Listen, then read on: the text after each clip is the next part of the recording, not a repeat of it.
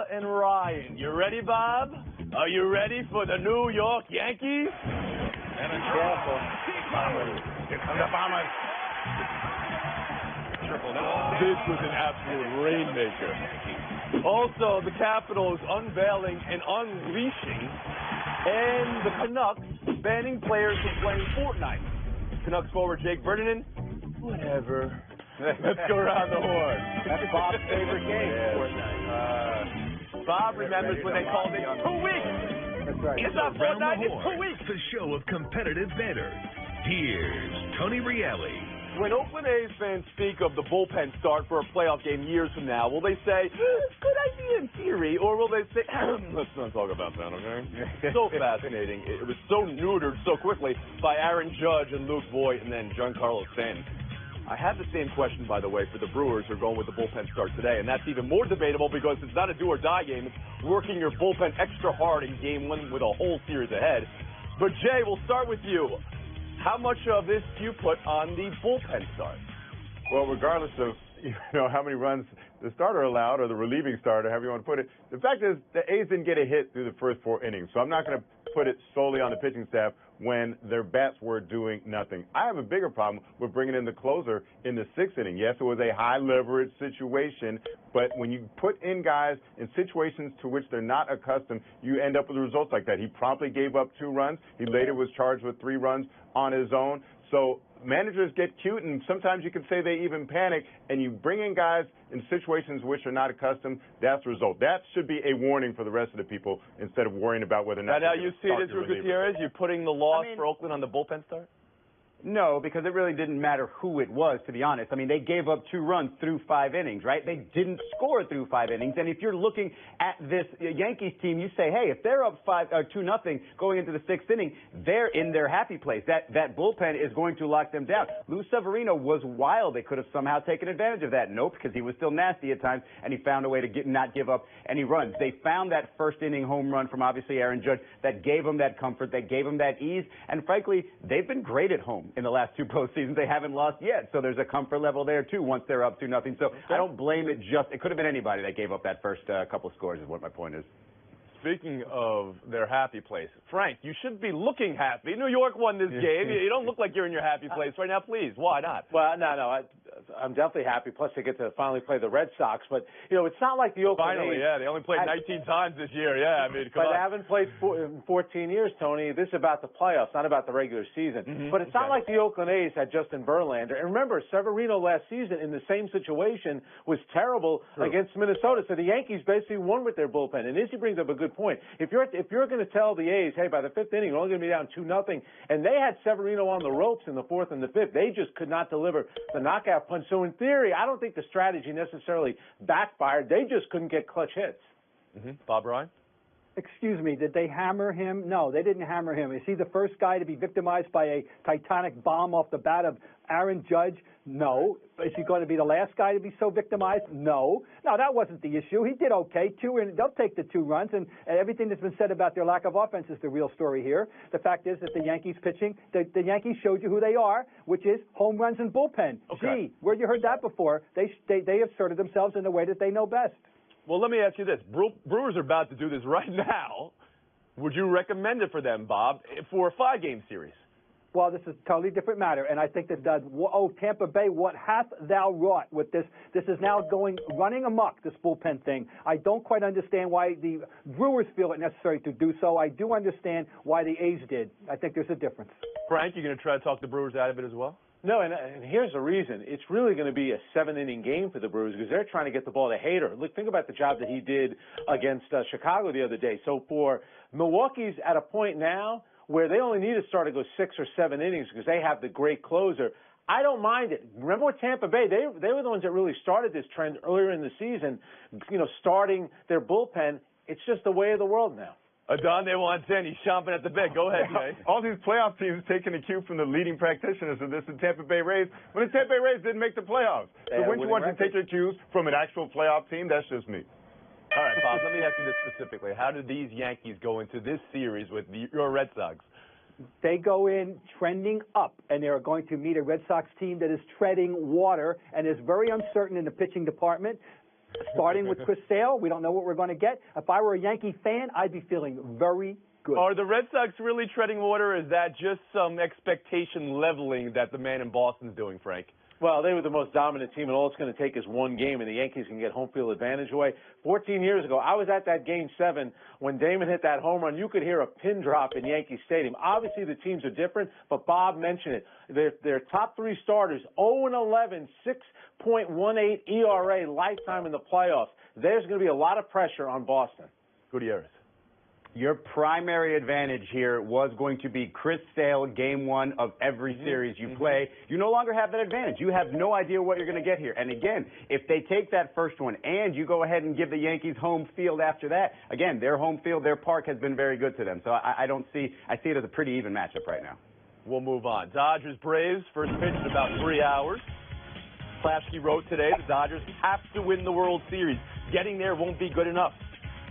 This is the series before the series, and they're 12 games worse than they were last year. Atlanta, and how much you people ignore them and refuse to talk about them. Here's a test. Atlanta manager, what's his name?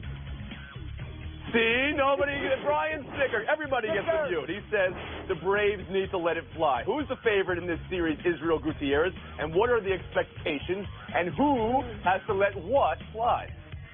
Well, first, let me break down the managerial advantages of the Braves. But I do think the Dodgers should be the favorite here. I'm not sure if Bill Plaschke's World Series or bust thing really applies to the actual Dodgers here, because if they sort of play this out and say, hey, who might we face in the World Series, I don't think they'll be a favorite either way. But if you look at this team the way they started at 16-26 and have recovered, haven't been spectacular since, haven't had the one or two really great performances that you could follow throughout the season, but they still got all the way back to win their division. And you've got Ryu here starting the first game. He's only given up one run in his last two postseason starts. And, say what you will about Clayton Kershaw, but it doesn't feel like, hey, Clayton Kershaw save us this year. It just feels like, hey, just kind of do what we've been doing since that 16-26 start, and we should be okay. Frank Isola? Yeah, I really don't know what to make of the Braves, and I do believe that they're playing with house money. All the pressure here is on the Dodgers, and as he alluded to, you go back to August, their bullpen couldn't get anybody out. They had a great, last 6 weeks of the season to, win the division, get into the playoffs. But you look at this team, the future is so uncertain. They got a lot of guys who are free agents, whether it's Turner, Machado, Kershaw. It's now or never for this team. I just wonder if they're going to go down as this great team that just never got to the top. Okay. Bob, you just heard Frank say the Braves are playing with house money. You read Plaschke right. It's got to be the World Series or bust. Is that how you see it? I think that I can understand why people in L.A. feel that way. It's 30 years now, we're counting the 30 years and counting, 6 straight years with the division. They know they have the biggest payroll, and they have a ballyhooed front office. Andrew Friedman, the wonder child, now has money to play with as well, and everybody's expecting big things out of the Dodgers in L.A. I understand that. I don't think it's entirely realistic in the context of winning the whole thing. I think that if they get to the World Series, they'll be the underdog against no matter who the American League puts up against them, with the possible exception of the Indians. But I understand why this pressure's on them for all the reasons. There's an accumulation of different reasons. And Adonde? To me, it's about the possible departure of Clayton Kershaw. Here you've had this Koufaxian pitcher, and you might let him come and go without a championship to show. And, yes, some of that has been Kershaw's own shortcomings during the playoffs, but some of that has been the failure at the right times to surround him with the right pieces. Notably, a bullpen or an eighth-inning guy, for example, numerous years when games would get away from the Dodgers in the playoffs when they'd go to that first guy out. And it's a little in jeopardy now this season when you've got Kenley Jansen, who you're not sure what you're going to get out of him. Even in the Clinton game, he gave up 2 home runs in the 9th inning. So the back of the bullpen at a time when the bullpen has such prominence isn't necessarily there for the Dodgers. Brian Snitker. Thank you, Israel. Here, eat this mute again, all right? You got a point. You're now eating the mute. Last word, Here Isola. for Google. Well, Jay just touched on it. We all know that come playoff time, the toughest 3 outs are those last 3 outs of the game. And even though they beat Colorado the other day, Jansen's had one of these up and down years, and I understand he's dealing with a heart issue. That's what concerns me the most about this Dodger team. Okay. Come playoff time, the last 3 outs aren't the hardest out. Come playoff time, the hardest thing is for you guys to even acknowledge the Atlanta Braves, to even know the name of their manager. Another wave of mutilation. Let's go around the horn here and move on. Let's talk some football. Thursday night football, Colts at Patriots. Who will show up for Indy? T.Y. Hilton's out. What team will show up for the Patriots? Julian Edelman back from suspension. Bob, you can start at home with the Patriots. What team shows up? What do you expect from Edelman? But I know need to remind you, but I will here. Don't forget, this is a Luck versus Brady tonight. Luck versus Brady. Go ahead. Go ahead, Bob. Well, what we don't know is what last Sunday meant. Did it mean more? Tell us more about the Dolphins, or tell us more about the Patriots? The Dolphins were exposed as frauds. I think that's pretty evident. A lot of people suspect that they would be. So we don't know, and we might even not know tonight because Indianapolis isn't the greatest test either. But the Patriots are better than now that they have Edelman back for sure, and there'll be a chain reaction there. It'll open up the field for Gordon, presumably. I don't even know if Gronk's going to play, but it will help him too. Edelman, you can't overrate how much he and Brady are a wonderful tandem and a third down chain moving duo, and they're going to really appreciate having. Do you think you're going to see a marked difference in the Patriots offense with Edelman on the field? It's conceivable, yes. From what I hear all week, that Edelman is ready. It won't be a matter of scraping any rust off. He better be ready. You're not in the mood, you get in the mood. Go ahead, Adonde, please. Bob, let's talk about the Brady, Edelman, Gronkowski trio, because when all three of those guys are on the field together, Brady's touchdown to interception ratio doubles. It goes from about 4.8 to 9.0. So we see the effect that they have when he has that fully operational battle station in play. And Tony, I can't believe you're not going to let a Luck versus Brady tonight. Got to get one of those on the way out. That is a great look.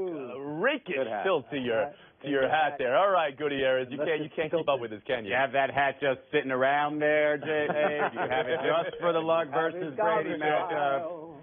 It seemed a little forced there. But, no, listen, I'll be looking at a few things. I'll be looking at that Patriots defense. I want to know, when they played the Dolphins, they took away Ryan Tannehill, they took away that running game, and they said, here you go, what else are you going to do? And they could do nothing else against them. I don't know if the Colts have a counter, but, you know, they threw that ball 60-some-odd times, Andrew Luck did last time. So if I'm the Patriots, I kind of have an idea of what they like to do here. I'm definitely looking at that Edelman-Gronk combination. In fact, the two of them have not been on the field together since week 12 of 2016. So you want to talk about Tom Brady getting into a comfort zone. If he can get Gordon just flying down the field on one side and those two other guys working, he should definitely get into a comfort zone. But Bob seems to think Gronkowski might not even play tonight, so that holds that all. And how about you, I stole after the horn? I didn't know we were allowed to bring props. I would have done that.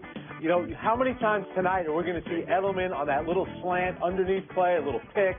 My big question about the Colts, how much will that play at the end of last week going for it on fourth down? It's 4 days later that they're playing. Will that still have an impact? This team could go pretty south. Could go south pretty quickly. You think south, but you remember the comments after the game. The team seems to really like it. We'll see tonight, 4 days later. All right.